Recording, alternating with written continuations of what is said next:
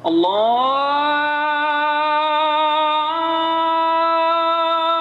أكبر الله أكبر الله أكبر الله أكبر أشهد أن لا إله إلا الله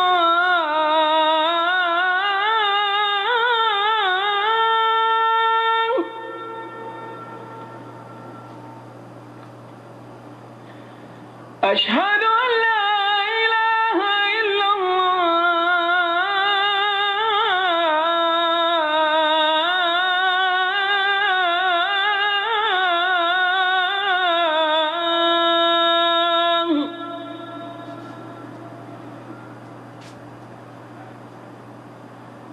أشهد أن محمدًا رسول الله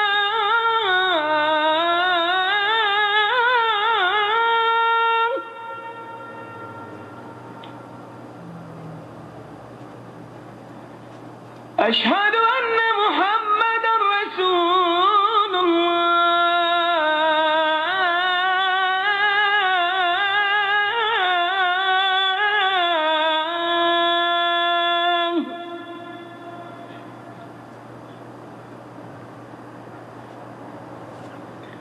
حي على الصلاة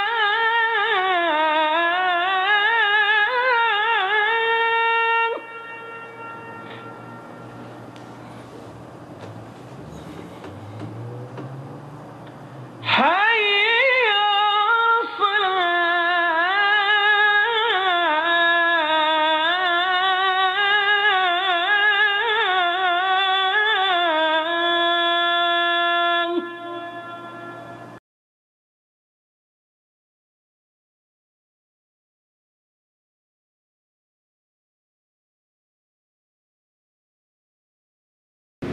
اور ہم اب چاہتے ہیں کہ اپنے اس جلسے کا آغاز کریں اپنے ایک معزز مہمان قاری حافظ عبدالغفار صاحب کو میں آواز دوں گا کہ وہ آئیں اور چند آیات تلاوت قرآن مجید کی پیش فرمائیں.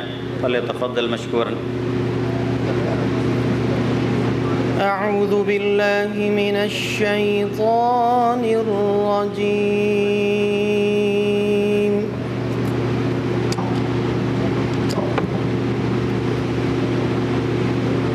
بسم الله الرحمن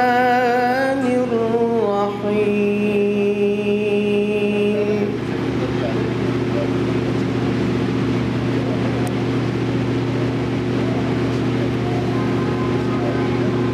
يا أيها الذين آمنوا اتقوا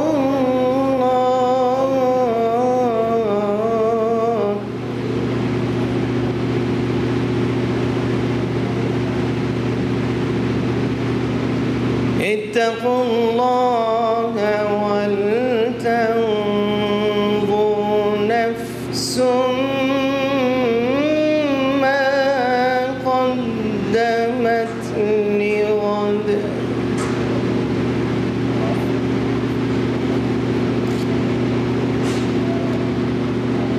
واتقوا الله إن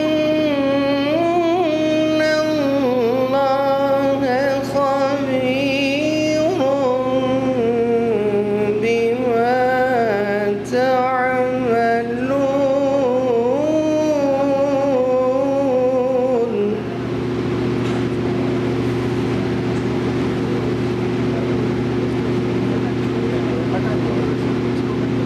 ولا تكونوا كالذين نسوا الله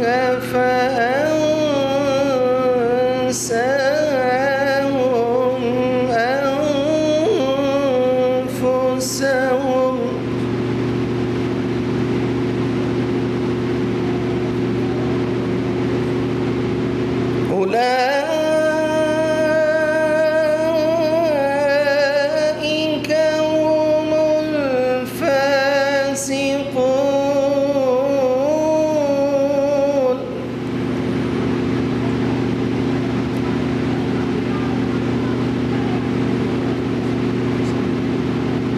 لا يستوي أصحاب النار وأصحاب الجنة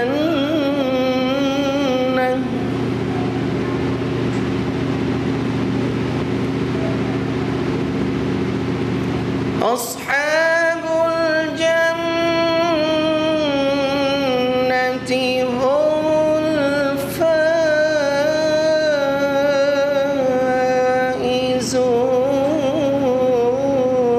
الفائزون.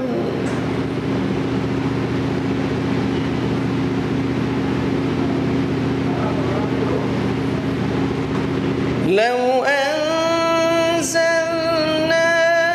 هذا القرآن على جبل لرأيته خاشعا متصدعا من خشية الله.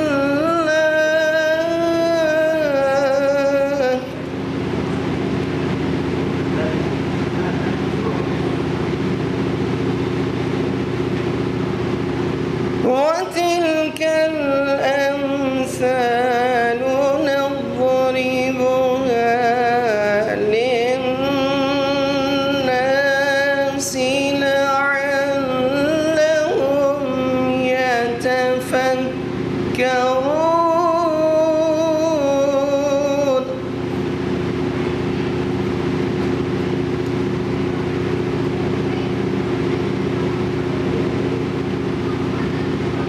هو الله الذي لا إله إلا هو عالم الغيب والشهادة.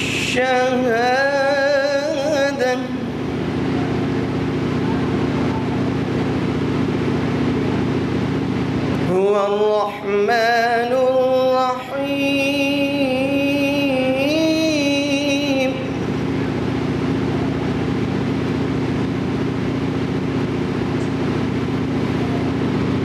هو الله الذي لا إله إلا هو الملك القدوس السلام المؤمن المهيمن.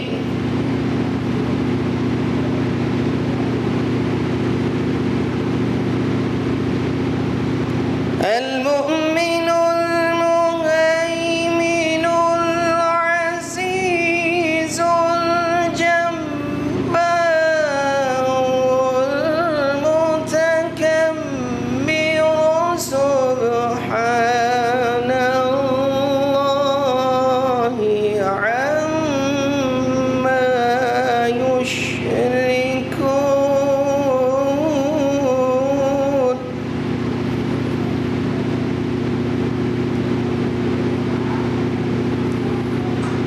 هو الله الخالق البارئ المصور له الأسماء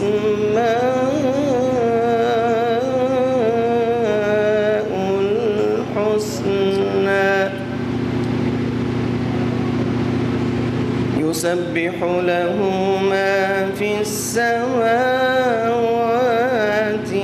والأرض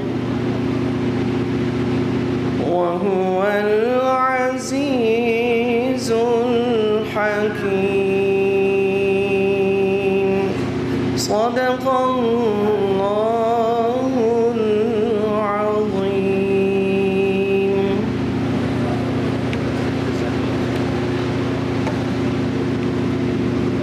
اللہ تعالیٰ آپ کو جزائے خیر دے اور اور ہم اب اس تلاوت قرآن مجید کے بعد اور میں اب دعوت دوں گا اپنے صدر جلسہ فضیلۃ الشیخ محمد منیر قمر حفظہ اللہ کو، جن کا تعاون مسلسل ہمارے دعویٰ سینٹر کو حاصل رہا ہے، اور آپ سے یہ شخصیت چھپی ہوئی نہیں ہے، آپ سبھی لوگ تقریباً جانتے ہیں۔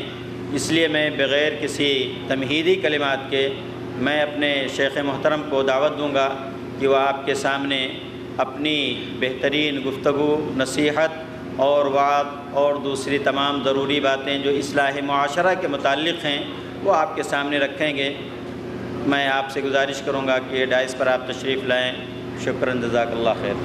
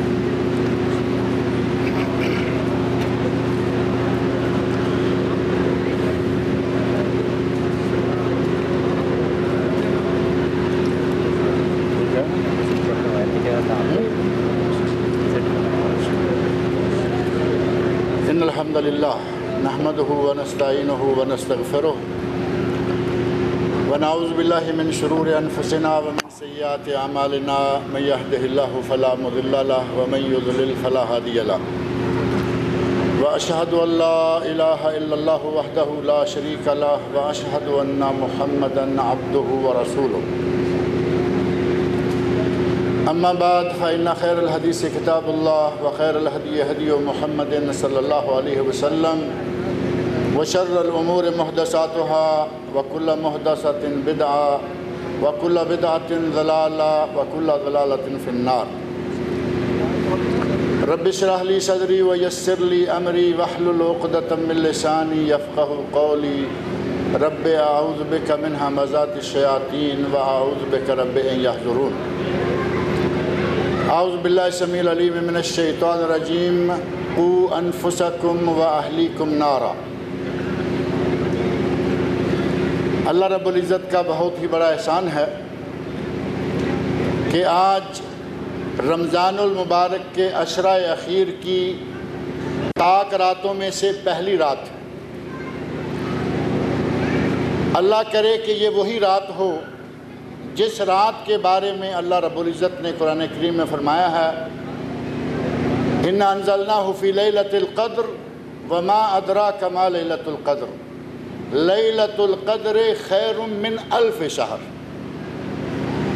یہ وہ رات اللہ کرے کہ لیلۃ القدر ہو، اور یہی وہ رات ہو کہ جس میں اللہ رب العزت نے قرآن نازل کیا، اور جس کی عبادت اللہ رب العزت نے 1000 مہینے سے بہتر قرار دی۔ اللہ رب العزت ہم سب کو وہ رات نصیب فرمائے۔ اس مقدس مہینہ میں اور اس خاص طور پر بابرکت عشرہ میں اور اس کی بھی اس رات میں اللہ رب العزت جزائے خیر دے ان لوگوں کو جنہوں نے یہ محفل سجائی ہے، مرکز دعوت و ارشاد کے جتنے بھی مسئولین ہیں، اور ان میں سے جو دعات ہیں، شیخ عبدالسلام صاحب ہیں اور شیخ شمس الزمان صاحب ہیں، اور دوسرے حضرات جتنے بھی ہیں، اللہ تعالیٰ ان کو جزائے خیر دے کہ انہوں نے ہمیں یہاں جمع ہونے کا موقع دیا ہے۔ آج مسلمان جن حالات سے گزر رہے ہیں وہ آپ میں سے کسی سے پوشیدہ نہیں ہے۔ مسلمانوں کو اللہ رب العزت نے دوسری قوموں کے لیے ہادی بنا کر بھیجا ہے۔ اللہ نے مسلمانوں کو وہ مقام عطا فرمایا کہ یہ دوسری قوموں کو ہدایت دیں گے، اور اسے وہ مقام عطا فرمایا کہ تمام قوموں، تمام امتوں میں سے یہ بہترین امت ہے، جیسا کہ سورہ آل عمران آیت 110 میں اللہ رب العزت نے ارشاد فرمایا ہے، کنتم خیر امہ اخرجت للناس تامرون بالمعروف وتنہون عن المنکر وتؤمنون باللہ۔ اے مسلمانوں، تم بہترین امت ہو، تم تمام امتوں میں سے بہترین امت ہو، اور 3 ذمہ داریاں، 3 ڈیوٹیاں لگا دیں، تامرون بالمعروف وتنہون عن المنکر وتؤمنون باللہ۔ تم امر بالمعروف کا، نہی عن المنکر کا حکم دیتے ہو، یہ ڈیوٹی ذمہ داری ادا کرتے ہو، اور ساتھ ہی اللہ کی ذات پر ایمان لاتے ہو۔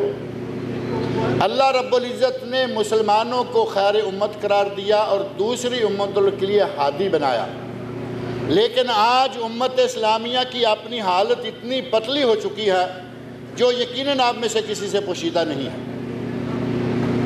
اپنے معاشرے پر نظر ڈال کر دیکھیں، اپنے گھروں پر نگاہ دوڑا کر دیکھیں، آپ کو یہ نظر آئے گا کہ ہماری زندگی کا کوئی شعبہ، ہمارے گھر کا عالم ہو، ہمارے دفتروں کی دنیا ہو، ہمارے کاروبار کا شعبہ ہو، کسی شعبے پر بھی آپ نظر ڈال کے دیکھ لیجئے، آپ کو معلوم ہوگا کہ جو ہادی عالم، جو ہادی اقوام عالم قوم تھی، آج وہ خود گمراہیوں میں بھٹک رہی ہے۔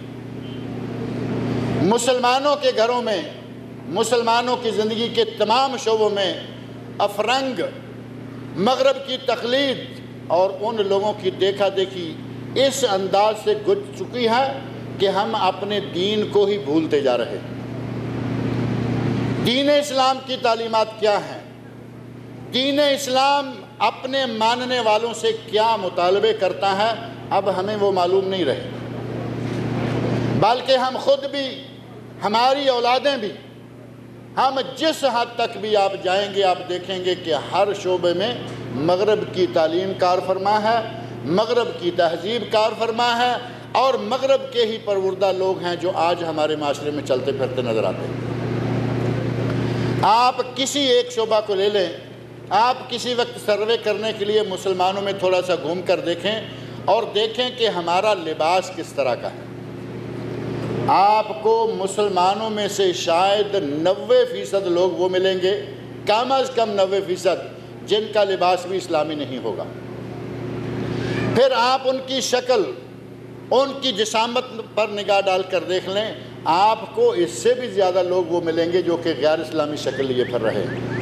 لیکن ہمارا سب کا دعویٰ، بڑا بلند بانگ دعویٰ یہ ہے کہ ہم مسلمان ہیں، ہم نبی صلی اللہ علیہ وسلم کے امتی ہیں، ہم فلاں ہیں اور ہم فلاں ہیں، لیکن ہماری ظاہری شکل جو ہے وہ ہمارے ان دعووں کا ساتھ نہیں دیتی۔ اور اس سے تھوڑا آگے بڑھیں گے تو ایک انتہائی خطرناک نتیجہ، تہذیب فرنگ کی تقلید کا انتہائی خطرناک نتیجہ یہ ہے کہ آج وہ معاملہ جو مسلمانوں میں کبھی بڑا قیمتی تھا، اپنی بہو بیٹیوں کی عزت و عصمت اور بہو بیٹیوں کو اپنی چار دیواری کے اندر رکھنا، یہ مسئلہ آپ دیکھیں گے کہ آج مسلمانوں کے ہاتھوں سے نکلتا جا رہا ہے۔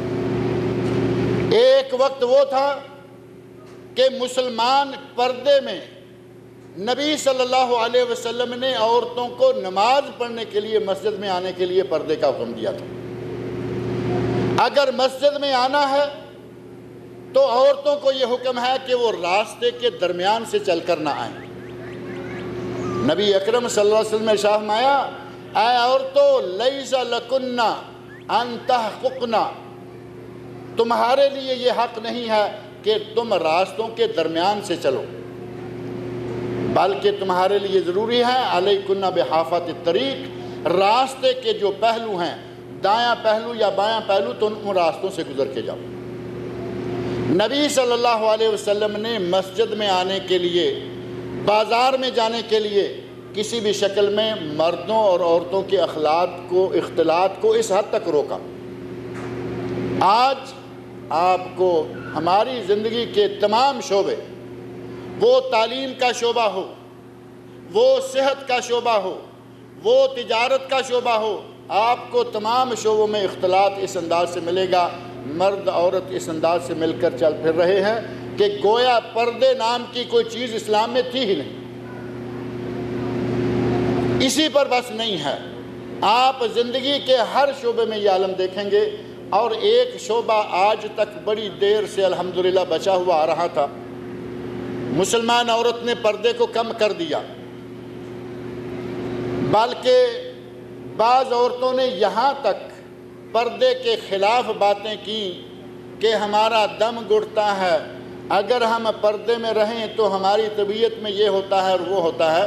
بلکہ بعض عورتوں کی آواز یہاں تک آئی کہ اگر ہم نقاب ڈالتی ہیں تو ہمیں دمے کی شکایت ہو جاتی ہے، سانس لینا مشکل ہو جاتی ہے۔ اور یہ یقیناً اس پردے کے نتیجہ میں نہیں بلکہ دین سے دوری کے نتیجہ میں ہے۔ شیطان گلے میں ہاتھ ڈالتا ہے کہ تم کس لباس میں پھر رہی۔ نتیجہ یہ کہ مسلمان بہو بیٹیاں بھی بے پردہ ہو گئیں، اور پردہ جس طرح آہستہ آہستہ کم ہوتا جا رہا ہے مارکیٹ میں، دنیا میں، وہ آپ کے سامنے ہے۔ پہلے شروع میں برقع گیا، برقعے کے بعد دوپٹہ یا چادر آئی، چادر کے بعد دوپٹہ آیا، اور دوپٹے کے بعد ایک چھوٹا سا کپڑے کا چیتھڑا آیا، وہ سر پہ ڈالا، اور سر کے بعد سرکہ تو گلے میں ڈالا۔ آج آپ دیکھتے ہیں کہ پردے نام کا، دوپٹہ نام کا، چادر نام کا کوئی کپڑا عورت کے پاس نہیں رہا، بلکہ انتہائی فقیرانہ قسم کا کپڑا۔ فقیر بیچارے مجبوراً تھوڑا سا کپڑا پہنتے تھے، آج مسلمان بہو بیٹی نے وہی تھوڑا سا کپڑا، وہی تھوڑا سا لباس استعمال کرنا شروع کر دیا۔ اور پھر اگر پردے کا کہا جائے تو ہماری بہو بیٹیوں میں سے وہ عورتیں بھی موجود ہیں جو کہیں گی کہ پردہ دل کا ہوتا ہے، پردہ دل کا ہوتا ہے، اگر دل صاف ہو تو پردے کی کیا ضرورت ہے۔ میں اپنی ان بہو بیٹیوں سے پوچھتا ہوں کہ کیا تم میں سے کوئی ایسی عورت بھی ہے جس کا دل حضرت فاطمہ الزہرا رضی اللہ عنہا، ام المومنین حضرت عائشہ بنت صدیق رضی اللہ عنہما، ان سے کسی سے تمہارا دل اچھا ہے؟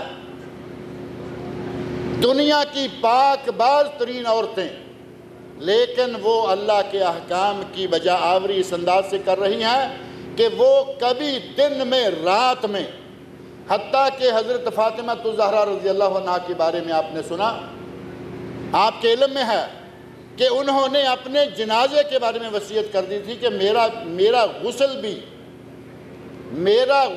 میرے شوہر حضرت علی رضی اللہ عنہ دے۔ اس حد تک پردے کی پابندیاں کہ میرا جنازہ رات کو اٹھایا جائے، میرا غسل میرے شوہر دے، اور آج عورت کہے کہ دل صاف ہونا چاہیے۔ ان پاک باز لوگوں کے دل ہماری آج کی عورت سے 1000 گنا زیادہ صاف تھے، لیکن وہ پردے کی پابندیاں کیا کرتی تھی۔ پردہ گیا۔ ایک چیز جو میں عرض کر رہا تھا کہ ہمارے مسلمانوں میں قائم تھی اور کچھ عرصہ قریب تک وہ الحمدللہ قائم رہی کہ کم از کم پردہ کم تھا، کچھ بھی مشکلات تھیں اس طرح کی، لیکن مسلمان بہو بیٹیاں جب نکاح کا موقع آتا تو مسلمان لڑکوں سے نکاح کیا کرتی تھی۔ اب حال ہی میں ایک نئی بیماری شروع ہوئی ہے، اور وہ بالکل نئی بھی نہیں، کچھ سالوں سے یہ عام ہوتی جا رہی ہے۔ مسلمان لڑکیاں ہندوؤں کے ساتھ نکاح کر رہی ہیں۔ مسلمان بہو بیٹی، مسلمان کے گھر میں جنم لینے والی، مسلمان ماں باپ کی بیٹی، اور مسلمان کے گھر میں پرورش پانے والی بیٹی جب ہندو کے ساتھ نکاح کرے گی، آپ اندازہ کریں کہ اس ماں باپ بیچارے کا کیا حال ہوگا۔ اور کوئی ایک واقعہ نہیں، کچھ لوگ جن کو ہم جانتے ہیں ان کے رشتہ داروں میں یہ واقعات پیش آ رہے ہیں، اور کتنی دنیا کے واقعات ہیں ہم جانتے نہیں، لیکن سننے میں آتے رہتے ہیں کہ ان کی کسی کی فلاں رشتہ دار نے، کسی کی فلاں رشتہ دار نے کسی ہندو سے شادی کر لی، کسی سکھ سے شادی کر لی۔ یہ ایک مسلمانوں کی اپنے دین سے دوری کے نتائج کی ایک آخری کڑی نظر آتی ہے کہ جب بیٹیاں بھی غیر مسلموں کے ساتھ نکاح کرنا شروع کر دیں۔ اسلام نے مردوں کو اجازت دی ہے، اسلام نے مردوں کو اجازت دی ہے کہ مرد اگر کسی اہل کتاب عورت سے نکاح کر لے تو جائز ہے۔ یہ بات آج سے 1500 سال پہلے اللہ رب العزت نے قرآن کریم میں ہمیں بتا دی، لیکن اس وقت بھی یہ نہیں کہا کہ مسلمان لڑکی کسی غیر مسلم کے ساتھ شادی کر سکتی ہے، اور تاریخ شاہد ہے کہ یہ کبھی ہوا نہیں تھا۔ آج مسلمان اپنے دین سے اس حد تک دور چلے گئے ہیں کہ لڑکیوں نے ہندوؤں کے ساتھ، لڑکیوں نے سکھوں کے ساتھ، اور لڑکیوں نے کسی بھی بے دین کے ساتھ شادی کرنا شروع کر دیا ہے، جو مسلمانوں کی پستی کی انتہائی آخری کڑی نظر آتی ہے۔ یہ کیوں ہو رہا ہے؟ کورٹس میں کیس موجود ہیں، پاکستان کی عدالتوں میں موجود ہیں، انڈیا کی عدالتوں میں موجود ہیں، اور لڑکیوں کا اپنے والدین سے بیزار ہو جانا، لڑکیوں کا والدین سے بیزار ہونے کے بعد اس طرح کی حرکتیں کرنا، یہ آج بالکل آن دی ریکارڈ ہے۔ اور دوسرے ممالک تو دین سے بڑے دور ہو چکے ہیں، خاص سعودی عرب جو اسلام کا قلعہ ہے، جو سب سے بڑا اسلامی، سب سے اسلام کے قریب ترین ملک ہے، جس میں اسلامی تعلیمات سب سے زیادہ مروج ہیں، اب صورتحال یہ ہو چکی ہے کہ یہاں بھی ہزاروں کی تعداد میں لڑکے اور لڑکیاں گھروں سے بھاگ چکے ہیں۔ باقاعدہ اخبارات میں یہ رپورٹ موجود ہے۔ تقریباً 3000 لڑکے اس رپورٹ کے مطابق جو سن 1427 میں الریاض نامی اخبار میں شائع ہوئی، 3000 کے قریب لڑکے لڑکیاں گھر سے بھاگ گئے، جن میں 1000 کے قریب صرف لڑکیاں ہیں۔ ہندوستان میں یہ معاملہ ہو تو ہم کہیں کہ وہ ہندو معاشرہ ہے، یورپ میں ہو مسلمانوں کی بیٹیاں کافروں کے ساتھ نکاح کہیں تو ہم کہیں کہ یہ مغربی معاشرہ ہے۔ اب عالم یہ ہو چکا ہے کہ عرب ممالک میں بھی یہ بیماری گھسنا شروع ہو گئی۔ اس کی وجہ کیا ہے؟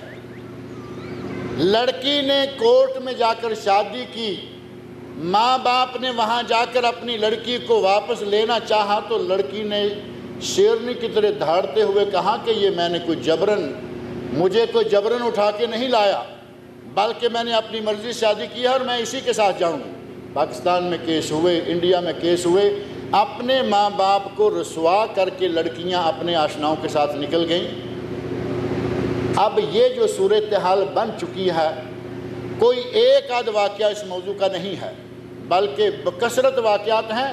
ان کا ذمہ دار کون ہے؟ اس کے اسباب کیا ہیں؟ اس موضوع پر آپ کے ذہن میں ہوگا، یہاں جامعہ الکبیر میں بھی ایک درس اس موضوع پر ہو چکا ہے۔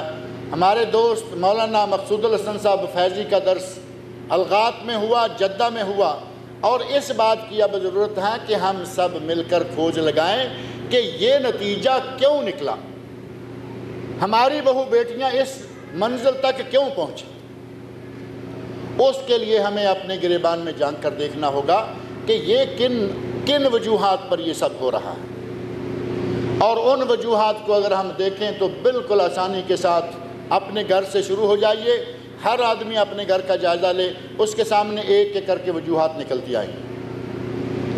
ہمارا انداز نہ شادی کرتے وقت صحیح اسلامی ہوتا ہے، نہ اپنی شادی کے وقت، نہ اپنی اولاد کی شادی کے وقت، اور شادی کے بعد سے لے کے انسان کی زندگی کے مراحل ہیں، بچپن ہے، لڑکپن ہے، جوانی ہے، آپ سارے مراحل زندگی پر نگاہ ڈال کر دیکھیں کہ ہمارا اپنے بچوں کے ساتھ کیا رویہ ہوتا ہے۔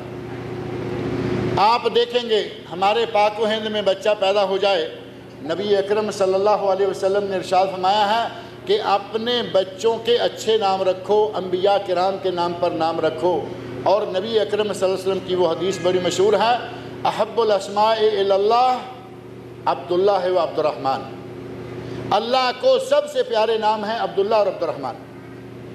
آج مسلمانوں میں آپ دیکھیں کہ کیا رجحان آ گیا ہے، آپ کو عبداللہ عبد الرحمن نہیں ملیں گے، آپ کو بچوں کے نام رکھتے ہوئے لوگ ملیں گے کسی فلمی اداکار کے نام پر، کسی سنگر کے نام پر، یا کسی دوسرے مشہور آدمی کے نام پر۔ ہم یہاں سے آغاز کرتے ہیں، بچے کا نام رکھنے سے غلطیاں شروع کرتے ہیں، اور کچھ تو ہمارے پاک و ہند میں وہ نام بھی ہیں، خاص طور پر ہمارے پنجاب کے علاقے میں بچے کا نام رکھ دیتے ہیں پیراں دیتا، بچے کا نام ہے پیراں دیتا۔ آپ اندازہ کریں کہ اس لفظ کا معنی تو آپ لوگ سمجھتے ہیں نا، یہ نام پنجاب میں رکھا جاتا ہے لیکن یہ معنی بڑا معروف ہے، پیراں دیتا یعنی یہ بچہ ہمیں پیروں نے دیا ہے۔ بچہ کون دیتا ہے؟ اولاد کون دیتا ہے؟ اللہ تعالیٰ، لیکن بچے کا نام پیراں دیتا رکھ دیا۔ اب اس بچے نے اگر بڑے ہو کر شرک کرنا شروع کر دیا، قبروں کی مٹی چاٹنا شروع کر دی، پیروں فقیروں کے گھٹنے چومنے شروع کر دیے، تو اس بچے کا قصور کیا ہے؟ آپ نے تو آغاز میں اس کے نام میں ہی شرک گھسیٹ دیا ہے۔ بچپن میں نام رکھنے سے لے کر پوری زندگی مسلسل اسی طرح چلتی ہے۔ بچے کی تعلیم کا مرحلہ آتا ہے، ہمارے یہاں یہ کوئی خاص توجہ نہیں دی جاتی کہ بچی یا بچے کو ہم داخل کہاں کروائیں۔ ہمارے کتنے جان پہچان کے لوگ ہیں، ان کے بچے جو ہیں وہ ان سکولوں میں پڑھ رہے ہیں جن سکولوں میں کو ایجوکیشن ہے، مکس لڑکے بھی ہیں لڑکیاں بھی ہیں۔ اب 5-4 سال کی بچی پہلی کلاس میں داخل ہو جائے اور 7 والی سیٹ میں لڑکا بیٹھا ہوا ہو، 5 سال 6 سال 7 سال مان لیتے ہیں کہ 7-8 سال تک گنجائش ہے، لیکن اب جیسے جیسے عمر بڑھے گی کیا صورتحال سامنے آئے گی؟ اگر اس قسم کے مخلوط تعلیم والے اسکولوں میں ہماری بچیاں جائیں گی، بڑی ہو کر وہ ہندوؤں سے نکاح نہ کریں گی تو کیا کریں گی؟ جس بچی نے اپنی بھرپور جوانی ایک ہندو لڑکے کے ساتھ بیٹھ کر 2-3 سال پڑھائی میں نکالی ہے، وہ اگر اس سے نکاح کر لیتی ہے تو اس میں ماں باپ کا کوئی قصور نہیں ہے۔ ماں باپ نے تعلیم شروع کرواتے وقت ہی اس کی پرواہ نہیں کی کہ مجھے داخل کہاں کروانا ہے۔ کسی بھی اسکول میں اپنی بیٹی کو انجینئر بنانا ہے، اپنی بیٹی کو ڈاکٹر بنانا ہے، اسے تعلیم دلانے کے لیے جہاں بھی ڈالنا پڑے گا ڈالیں گے۔ کل کو کیا ہوگا اس کی ہمیں اس وقت پرواہ نہیں ہوتی، پرواہ تب ہوتی ہے جب بیٹی ہندو کے ساتھ نکاح کر لیتی ہے، تب پتہ چلتا ہے کہ میں نے کیا کیا۔ اور سکول کی تعلیم، اپنی بچی کی تربیت کے سلسلہ میں اس کے لباس کا معاملہ، ان چیزوں کی بالکل پرواہ نہیں کی جاتی۔ ہمارے چھوٹے چھوٹے بچے ہیں، ان کو ہم کہتے ہیں کہ جی کوئی بات نہیں، یہ بچی ہے ابھی تو 2-4 سال کی ہے، کیا ہے اس کو کوئی بھی لباس پہنا لیں۔ ہمارے گھروں کی ہماری بچیوں کی آپ پوشاکیں دیکھیں، لباس پورا مکمل مغربی لباس، چھوٹا سا نیکر اور اوپر کوئی چھوٹی سی بنیان۔ اگر ہم نے 4-6 سال کی بچی کو لباس پہنانا شروع کیا اور بڑھتے بڑھتے وہ عادی ہو گئی، اب بڑے ہو کر آپ چاہتے ہیں کہ وہ نقاب بھی کرے حجاب بھی کرے، جبکہ اس کا بچپن آپ نے اپنے ہاتھوں تباہ کر دیا ہے، اب وہ نقاب حجاب کہاں کرے گی؟ یہ موضوع سعودی عرب کے ماحول میں بھی باقاعدہ آیا۔ علامہ ابن عثیمین رحمۃ اللہ علیہ سے اس معاملے میں فتویٰ پوچھا گیا کہ شیخ اگر کسی کو کہا جائے کہ اپنی بچی کو پورا پاجامہ پہنوایا کرو، یہ 7-8 سال کی ہو رہی ہے اور چھوٹی سی نکر پہن کر آ رہی ہے، تو لوگ کہتے ہیں بچی ہے بڑی ہوگی سنبھل جائے گی، خود پائجامہ پہننا شروع کر لے گی۔ علامہ ابن عثیمین رحمۃ اللہ علیہ نے اپنے فتوے میں کہا کہ میں اپنی بہنوں کو یہ نصیحت کرتا ہوں کہ بچی چاہے کتنی چھوٹی عمر کی کیوں نہ ہو، جب وہ چلنا شروع کر دے تو اس کو مکمل اسلامی لباس کی عادت ڈالیں۔ اگر بچی کو لباس کی عادت ڈالیں گے، بڑی ہو کر اسلامی لباس پہننا شروع کر دے گی۔ لیکن اگر آپ نے عادی کر لیا، ہمارے ایک پنجابی میں مثال ہے، کہتے ہیں کہ اگر بچپن میں کوئی عادت پڑ جائے تو وہ بڑی ہو کر بھی نہیں چھوٹتی، آدمی بڑا بھی ہو جائے وہ عادت نہیں چھوٹے گی۔ جب ہم اپنی بچی کو بچپن میں غلط لباس پہنانا شروع کریں گے، اپنی مرضی سے بازار سے خرید کر لائیں گے۔ لیکن اب اپنی بچی کے لباس کا کیا کہیں، بچی کی ماں کے لباس کو بھی آج دیکھ لیں آپ، بچی کی ماں کا لباس، بلکہ سکولوں میں جو تعلیم دینے والی عورتیں ہیں ان ٹیچرز کا لباس دیکھیں، عجیب سی حالت ہو گئی ہے۔ آج مارکیٹ میں جا کر عورتوں کا لباس، کوئی شریف زادی ہے، شریف عورت ہے، وہ چاہتی ہیں کہ میں کوئی اچھا لباس لے آؤں مارکیٹ میں جائیں، گھومیں پھریں، اچھا پہننے کے لیے اسلامی لباس ہی نہیں ملتا۔ جہاں دیکھو وہی فقیرانہ مختصر سا لباس، چھوٹے چھوٹے کپڑے جن میں نہ تن ڈھانپا جا سکتا ہے بلکہ نہ ہی من ڈھانپا جا سکتا ہے۔ اس قسم کی آج یورپی رو اتنی زوردار طریقے سے ہمارے اسلامی ملکوں میں بھی چل گئی ہے کہ مارکیٹیں بھری ہوئی ہیں مغربی لباس سے، اور ہماری خواتین اسی کو لیے جا رہی ہیں، اسی کو پہنے جا رہی ہیں۔ سعودی عرب ہو یا کوئی بھی ملک ہو، ہم نے اپنی عورتوں کو لباس کے معاملہ میں چھوٹ دی، انہوں نے بچیوں کو چھوٹ دی، معاملہ لمبا ہوتا گیا حتیٰ کہ ہمارے ہاتھوں سے ہی نکل گیا۔ بچی کی تربیت کریں لباس میں، بچی کی تربیت کریں نماز میں۔ نبی اکرم صلی اللہ علیہ وسلم نے ہمیں یہ حکم دیا ہے، مروا اولادکم لسبع، مروا اولادکم بالصلاۃ لسبع، اپنی اولاد کو 7 سال کی عمر کے ہو جائیں تو انہیں نماز پڑھنے کا حکم دو، 7 سال کی عمر ہو تو انہیں نماز پڑھنے کا حکم دو۔ اور اگر 10 سال کے ہو جائیں اور 10 سال کے ہو کر بھی نماز نہ پڑھیں تو کیا حکم ہے؟ چھوڑ دو، بڑے ہوں گے تو خود پڑھتے رہیں گے۔ نبی صلی اللہ علیہ وسلم فرمایا وَاضْرِبُوهُمْ عَلَيْهَا لِعَشْرٍ، اگر 10 سال کے ہو کر بھی وہ نماز نہ پڑھیں تو انہیں مار کر نماز پڑھاؤ۔ ہمارے یہاں یہ بالکل نہیں ہے، بچے نے نماز پڑھی ہے نہیں پڑھی ہے کوئی پرواہ نہیں ہے، بچہ مسجد جاتا ہے نہیں جاتا ہے کوئی پرواہ نہیں۔ نبی اکرم صلی اللہ علیہ وسلم نے تو یہاں تک پرواہ کی کہ گھر میں بچہ مہمان آیا ہوا ہے۔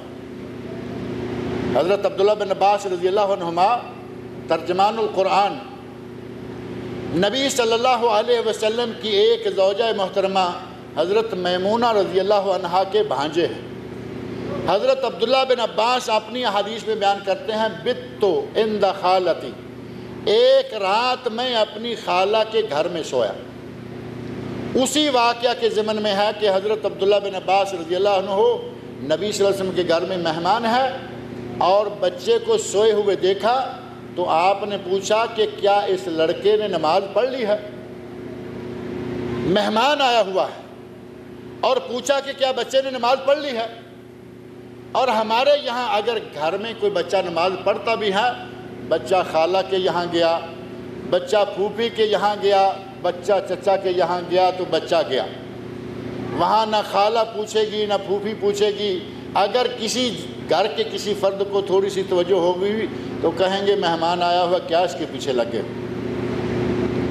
نبی صلی اللہ علیہ وسلم نے گھر میں آئے ہوئے بچے کے بارے میں بھی باقاعدہ تفتیش کی کہ اس نے نماز پڑھی ہے یا نہیں، اور حکم دیا کہ اپنے بچوں کو 7 سال کے ہو جائیں تو نماز پڑھنے کا حکم دو، 10 سال کے ہو جائیں تب بھی نماز نہ پڑھیں تو ان کو مار کے نماز پڑھاؤ۔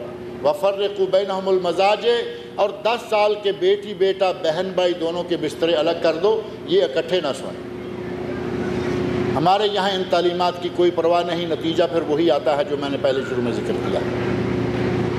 نبی صلی اللہ علیہ وسلم نے ہمیں اپنے گھروں کو سنبھالنے کے لیے، ہمارے گھر جو ٹوٹ رہے ہیں، مسلم معاشرہ میں یہ جو برائیاں پھیل رہی ہیں، یہ صرف ہمیں اسلام کی تعلیمات سے دوری کے نتیجہ میں یہ دن دیکھنے کو مل رہے ہیں۔ نبی اکرم صلی اللہ علیہ وسلم نے اختلاط سے بچنے کے لیے مسجد میں آنے والی عورتوں کے لیے مسجد کا ایک دروازہ خاص کر دیا۔ فرمایا کہ ہم کیوں نہ مسجد کا ایک دروازہ ایسا کر دیں کہ جو صرف عورتوں کے لیے ہو۔ آج نہ بازار میں عورتیں خاص جگہ رہیں، نہ مارکیٹ میں رہیں، نہ کسی بھی جگہ رہیں، ہم نے سارے معاشرے کو بالکل مرد اور عورت دونوں کے لیے کھول رکھا ہے۔ بلکہ آج تو وہ نظریہ آ گیا ہے جو ہمارے یہاں معروف ہو چکا ہے کہ مرد اور عورت ایک گاڑی کے 2 پہیے ہیں، ان کو شانہ بشانہ ہی چلنا ہو۔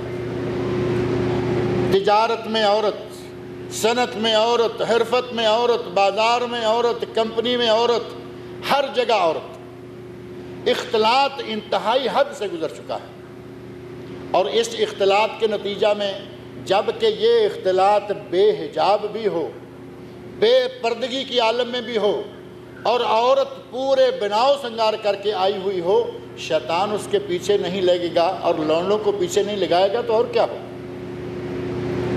نبی اکرم صلی اللہ علیہ وسلم نے جن جن باتوں سے منع کیا وہ باتیں آج اپنائی جا رہی ہیں، نتیجہ برا ہمارے سامنے چلا آ رہا ہے۔ نبی صلی اللہ علیہ وسلم نے حکم فرمایا کہ اگر کسی عورت نے خوشبو لگا رکھی ہے وہ ہماری مسجد میں نہ آئے۔ کس کام کے لیے مسجد میں جانا ہے؟ نماز پڑھنے کے لیے جائے، جمعہ کے لیے جائے، تراویح کے لیے جائے، قرآن سننے کے لیے، درس سننے کے لیے مسجد میں جانا ہے۔ فرمایا اگر عورت نے خوشبو لگا رکھی ہے تو وہ ہماری مسجد کے قریب نہ آئے۔ آج عورتیں پوری طرح معطر ہو کر، بن ٹھن کر، بے حجاب اور بے پردہ ہو کر، خوشبوئیں لگا کر بازاروں میں گھومتی ہیں۔ نبی صلی اللہ علیہ وسلم کی تعلیمات کیا ہیں اور ہماری خواتین کیا کر رہی ہیں؟ اور یہ عورت جو خود اسلامی تعلیمات کا کوئی لحاظ نہیں رکھتی، آپ سمجھ سکتے ہیں کہ یہ اپنی بچی کو صحیح تربیت دے گی؟ جو اپنے گھر کے اندر اپنی ماں کو، اپنی بڑی بہن کو، اپنی خالہ کو، اپنی پھوپھی کو، جو اپنے بڑوں کو بے حجاب، بے نقاب، بے پردہ، نیم اریاں بلکہ اریاں لباس میں دیکھتی ہے، وہ بچی بھی اپنے بڑوں کی نقلیں اتارے گی اور اسی طرح کی ہوتی جائے گی۔ یہ وہ چیزیں ہیں کہ جن سے ہم نے اپنا ہاتھ اٹھا لیا۔ شوہر خوش ہے کہ میری بیوی ماڈرن ہے، شوہر خوش ہے کہ میری بیوی مغربی تہذیب کے ساتھ ساتھ چل رہی ہے، باپ خوش ہے کہ ہماری بیٹی پڑھ رہی ہے، اور اپنے محلے کے سکول میں، کالج میں، اپنے شہر کے سکول میں، کالج میں ہو کوئی بات بھی ہو، ہمارے لوگوں کی لڑکیاں دوسرے ملکوں میں جا جا کے پڑھ رہی ہیں۔ نبی صلی اللہ علیہ وسلم نے کیا حکم فرمایا ہے؟ لا یحل لامرأۃ تؤمن باللہ والیوم الآخر، کوئی عورت جو اللہ کی ذات پر ایمان رکھتی ہے، کوئی عورت جس کا آخرت کے دن پر ایمان ہے، وہ سفر اختیار نہ کرے سوائے اس کے کہ اس کے ساتھ محرم۔ کوئی سفر اختیار نہ کرے، 1 دن کا سفر ہو، 2 دن کا سفر ہو، 3 دن کا سفر ہو۔ نبی صلی اللہ علیہ وسلم نے فرمایا کہ اگر سفر ہے تو وہ اپنے محرم کے ساتھ کرے۔ ہمارے جاننے والوں کی، ہمارے نہ جاننے والوں کی بہو بیٹیاں دوسرے ملکوں میں پڑھ رہی ہیں، اور جس جگہ پر پڑھ رہی ہیں اپنا کوئی ان کا محرم اس شہر میں موجود ہی نہیں۔ اگر یہ لڑکی بڑی ہو کر کسی غلط پٹڑی پر چڑھ جائے گی تو کیا ہوگا؟ نبی اکرم صلی اللہ علیہ وسلم کی تعلیمات ہیں کہ کوئی عورت بغیر محرم کے سفر نہ کرے۔ اختلاط کے نتائج آج ہمارے سامنے آ رہے ہیں، اور ہمارے نبی حضرت محمد رسول اللہ صلی اللہ علیہ وسلم نے اس اختلاط سے سختی کے ساتھ منع کر رکھا ہے۔ ہمارا اختلاط گھروں میں اس انداز کا موجود ہے، اور یہ ملاحظ، مشہود، ہمارے مشاہدے میں آنے والی بات ہے کہ دیور بھابی، کوئی گھر میں آیا ہوا مہمان ہے، یہ ہمارا کزن ہے، کچن کے اندر، گھر کے اندر، صحن کے اندر، کمرے کے اندر کوئی حجاب نہیں، کوئی پردہ نہیں، اور یہ کزن بیٹھے ہوئے ہیں، یہ دیور بھابی بیٹھے ہوئے ہیں۔ نتیجہ کیا نکلتا ہے؟ نبی اکرم صلی اللہ علیہ وسلم نے ارشاد فرمایا ہے لا یخلون رجل بامرأة، کوئی مرد غیر محرم عورت کے ساتھ جب بھی خلوت میں جاتا ہے تو کیا ہوتا ہے؟ 2 یہ ہوتے ہیں، وَكَانَ ثَالِثُهُمَ الشَّيْطَانُ، اور تیسرا شیطان آ جاتا ہے۔ اب اگر 2 جوان لڑکی اور لڑکوں کے درمیان تیسرا شیطان آ جائے، نتیجہ کیا ہوگا؟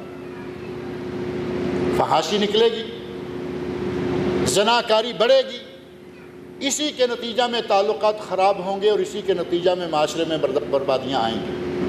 نبی صلی اللہ علیہ وسلم نے فرمایا کہ کوئی غیر محرم لڑکی اور لڑکا کبھی بھی خلوت میں نہ جائیں۔ ایک صحابی کہتے ہیں یا رسول اللہ، شوہر کے بھائی، شوہر کے رشتہ دار، جس کو عربی زبان میں الحمو کہا گیا، افرأیت الحمو، اے اللہ کے رسول کیا شوہر کے بھائیوں، رشتہ داروں کے بارے میں کوئی تھوڑی بہت گنجائش ہے؟ تو نبی صلی اللہ علیہ وسلم نے کیا فرمایا کہ دیور بھابی بیٹھے رہیں، کوئی بات نہیں۔ نبی اکرم صلی اللہ علیہ وسلم کا ارشاد سنیں، آپ نے فرمایا الحمو الموت، دیور بھابی کے لیے اس طرح ہے جس طرح کے موت ہے۔ دیور کو بھابی، بھابی کو دیور سے اس حد تک ڈرنا اور بچنا چاہیے جس طرح کہ کوئی اپنی موت سے ڈرتا ہے۔ نبی اکرم صلی اللہ علیہ وسلم نے ہمیں جو تعلیمات دی تھیں ہم اس پہ چلتے نہیں، نتیجہ یہ نکلتا ہے کہ لڑکیاں آہستہ آہستہ ہاتھ سے نکلتی چلی جاتی ہیں۔ آج تعلیم کا میدان دیکھیں، لڑکیاں لڑکے اکٹھے پڑھ رہے ہیں، جوان پڑھ رہے ہیں۔ میڈیکل کا شعبہ دیکھ لیں، میڈیکل کے شعبے میں پہلے اسٹوڈنٹ ہیں تو اکٹھے ہیں، بڑے ہو گئے ڈاکٹر نرسیں ہیں تو اکٹھے ہیں، ڈاکٹر اور سسٹرز ہیں تو اکٹھے ہیں۔ اور کتنے ایسے مواقع آتے ہیں، بعض دفعہ تعجب ہوتا ہے کہ صرف ڈاکٹر نرس یہ دونوں بیٹھے ہوئے ہوں، مریضہ اور ڈاکٹر بیٹھا ہوا ہو، یا مریض اور کوئی لیڈی ڈاکٹر بیٹھی ہوئی ہو، یہ تو کچھ تھوڑی سی معقول بات ہے کہ بیٹھے ہوئے ہیں۔ اب تو حد یہاں تک آتی جا رہی ہے کہ علاج کرانے کے لیے عورت کی زیادہ رغبت یہ ہوتی ہے کہ میرا علاج مرد کرے، اور صرف علاج کی حد تک بات رہتی تو شاید کچھ قبول کی جا سکتی کہ چلو ساتھ شوہر بھی بیٹھا ہوا ہوگا، علاج ہو جائے گا، ڈاکٹر ماہر ہیں۔ اب تو نوبت یہاں تک آ گئی ہے کہ جو یورپ کے ممالک میں سسٹم ہے کہ عورت کو جس وقت ڈلیوری کا وقت آتا ہے تو مرد ڈاکٹر اس کی ڈلیوری کے لیے موجود ہوتے ہیں، اب یہ اسلامی ممالک میں بھی آ گیا۔ آپ اندازہ کریں کہ کس حد تک بے پردگی، کس حد تک عریانی، بلکہ یوں کہیں کہ کس حد تک آوارگی ہمارے اپنے کرتوتوں کے نتیجہ میں آتی جا رہی ہے۔ عورت جب اجازت دے گی کہ میری ڈلیوری کے وقت مرد ڈاکٹر موجود رہے، اس عورت کا کیا پردہ ہوگا اور اس عورت کا کیا حجاب رہے گا۔ اسی طرح عام ہسپتالوں کا ماحول، سکولوں کا ماحول، ہماری مارکیٹوں کا ماحول، ہمارے بازاروں کا ماحول، ہم نے جب عورت کو پردے کے معاملے میں کھول دیا تو عورت نے، لڑکی نے پر کھولے اور اس نے پرواز شروع کر دی۔ نتیجہ یہ نکلنا شروع ہوا کہ لڑکیاں کہیں ہندوؤں سے شادیاں کر رہی ہیں، کہیں سکھوں سے شادیاں کر رہی ہیں، کہیں بدھسٹوں سے شادیاں کر رہی ہیں، کوئی بے دین ہے، کوئی کون ہے، کوئی پرواہ نہیں۔ اس کا آغاز ہم نے خود کیا کہ بچی کو صحیح تربیت نہیں دی، صحیح اسلامی ماحول نہیں دیا۔ اگر ہم نے بچی کو بچپن میں ہی اس کا اچھا نام رکھا ہوتا، اس کی اچھی اسلامی تربیت کی ہوتی، اگر ہم نے بچی کو صحیح اسلامی تعلیم دی ہوتی، تو آج جو کچھ ہمارے دیکھنے میں آ رہا ہے یہ باتیں ہمارے دیکھنے میں نہ آتی۔ ہم نہ بچی کے اندر تقویٰ پیدا کرتے ہیں جو کہ ضروری بات ہے، نہ بچی کو حیاداری سکھلاتے ہیں کہ حیاداری کیا ہے، نہ بچی کو سکھلاتے ہیں اور نہ ہی کسی بچے کو سکھلاتے ہیں۔ اپنی بچیوں میں اور اپنے بچوں میں دونوں میں حیاداری جو ہے وہ سکھلانی چاہیے۔ نبی اکرم صلی اللہ علیہ وسلم کے پاس ایک آدمی آیا، ایک نوجوان آیا، آ کے کہتا ہے یا رسول اللہ مجھے زنا کرنے کی اجازت دیجیے، مجھے زنا کرنے کی اجازت دیجیے۔ آپ اندازہ کریں کہ نبی صلی اللہ علیہ وسلم کی مقدس مجلس اور اس فعل کی اجازت لینے والے کے بارے میں صحابہ کا کیا تاثر ہوگا۔ سارے صحابہ گویا کہ اس آدمی کو مارنے کے لیے، جھپٹنے کے لیے تیار ہیں۔ نبی صلی اللہ علیہ وسلم نے ٹھنڈا کیا سب کو، اس نوجوان سے مخاطب ہو کر فرمایا دیکھیں اپنے نوجوانوں کو دعات کے لیے، اپنی نوجوان اولاد کو، والدین کے لیے نبی اکرم صلی اللہ علیہ وسلم نے کیا نمونہ پیش فرمایا۔ فرمایا نوجوان آتحب لأمک، جس بات کی تم اجازت مانگ رہے ہو کیا چاہتے ہو کہ کوئی دوسرا اجازت مانگے اور وہ تیری ماں کے ساتھ زنا کرے؟ کہتا ہے نہیں ایسی میں اجازت کبھی نہیں دے سکتا۔ افتحبہ لأختک، افتحبہ لبنتک، افتحبہ لعمتک، افتحبہ لخالتک، تو اپنی ماں کے لیے، بہن کے لیے، بیٹی کے لیے، پھوپھی کے لیے، خالہ کے لیے کیا کسی کے لیے اجازت دے گا کسی کو؟ کہتا ہے میں کسی کو اجازت نہیں دے۔ نبی اکرم صلی اللہ علیہ وسلم فرمایا کہ جس طرح تو اس بات کی اجازت نہیں دیتا، اسی طرح دوسرے بھی چاہتے ہیں کہ ان کی بیوی، ان کی بہن، ان کی بیٹی، ان کی ماں، ان کی خالہ، ان کی پھوپھی کے ساتھ کوئی زنا نہ کرے، تجھے میں زنا کی اجازت کیسے دے دوں؟ اور ساتھ ہی دعا فرمائی اللہم اغفر ذنبا، اے اللہ اس نوجوان کے گناہوں کو معاف کر دے۔ اللہم اغفر ذنبا وحسن فرجا، اے اللہ اس کی شرمگاہ کو محفوظ کر دے۔ اللہ رب العزت نے نبی اکرم صلی اللہ علیہ وسلم کی دعا کو قبول فرمایا اور اس نوجوان کو عصمت اور عفت کی دولت عطا فرمائی۔ اپنی اولاد کو عفت و عصمت، اپنی اولاد کو حیاداری سکھلائے، اپنے گھروں کے ماحول میں اپنی بچیوں کو صحیح اسلامی تعلیم دیں، اور یہ جو ہمارے یہاں اب واویلا بعد میں شروع ہوتا ہے، اس واویلے سے پہلے جو اس کی جڑیں ہیں اس کو پکڑیں۔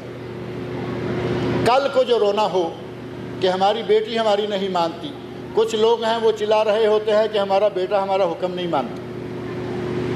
اگر ہم نے اپنی ذمہ داریاں پوری کی ہوں گی تو یقیناً کل کو ہماری اولاد بھی اپنی ذمہ داریاں پوری کرے گی۔ یہ واقعات ایک نہیں بے شمار واقعات ہیں، جیسا کرو گے ویسا بھرو گے۔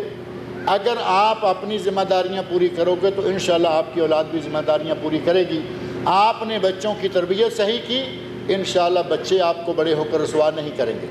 اور اگر بچیوں کو کھول دیا، لڑکوں کو چھوڑ دیا، کہیں سے لڑکے کے بارے میں شکایتیں آ رہی ہیں، کہیں سے لڑکی کے بارے میں شکایتیں آ رہی ہیں، اور پھر آدمی معاشرے میں اپنا منہ کھولنے کے لائق نہیں رہتا۔ وہ نوبت آنے سے پہلے اسلام کی تعلیمات کو اپنا لیں۔ نبی اکرم صلی اللہ علیہ وسلم نے جن احکام کا حکم دیا ہے، جن امور کا حکم دیا ہے، ان چیزوں کو اپنائیں، پہلے خود اپنائیں، اس کے بعد اپنی اولاد کو ان کو اپنانے کی تاکید کریں۔ اگر یہ سلسلہ قائم ہو گیا، اپنے گھروں کو ہم نے سنبھال لیا، تو انشاءاللہ یہ نتائج جیسے جیسے شروع ہوئے ہیں اسی طرح ختم بھی ہونا شروع ہو جائیں گے، اور ہماری بہو بیٹیاں انشاءاللہ چار دیواری کی اور چادر کی پابند ہو جائیں گی۔ اللہ رب العزت سے دعا ہے کہ وہ مجھے اور آپ سب کو ان خطوط پر چلنے کی اور اپنے بچوں کی صحیح تربیت کرنے کی توفیق عطا فرمائے۔ وما علینا الا البلاغ المبین۔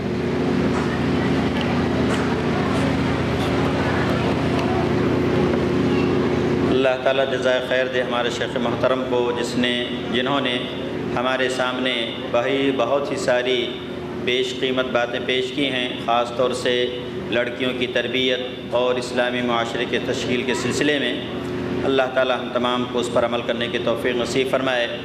اور اب میں اپنے ریاض سے آئے ہوئے معزز مہمان فضیلت الشیخ سید توصیف الرحمن راشدی حفظہ اللہ کو آواز دوں گا کہ وہ آپ کے سامنے قرآنی پیغام کے موضوع پر کچھ باتیں پیش کریں گے، اور آپ کی شخصیت آپ لوگوں سے ڈھکی چھپی نہیں ہے، اور ان کی مختلف قسطیں اور سیڑیاں آپ کے سامنے آ چکی ہیں، اور آج بھی انشاءاللہ آخر میں ایک سیڑھی آپ کے لیے بطور ہدیہ دی جائے گی۔